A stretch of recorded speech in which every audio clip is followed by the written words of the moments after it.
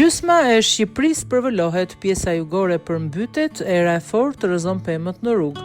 Rreshje shiu dhe ere fortë breshër ka përfshirë zonën e Dibrës pas ditën e djeshme, duke shkaktuar probleme dhe në qarkullimin e mjeteve. Segmenti Sofra-Çan, Shupenz i rrugës Arbrit u bllokua përkohësisht pasi era e fortë ka rrëzuar pemë mbi rrugë, duke bërë të vështirë lëvizjen e automjeteve. Në pamjet e siguruara nga mediat shihet se rruga është bllokuar nga pemët e rrëzuara nga era, ndërsa drejtuesit e mjeteve janë detyruar të ndalojnë për shkak të bllokimit të segmentit rrugor.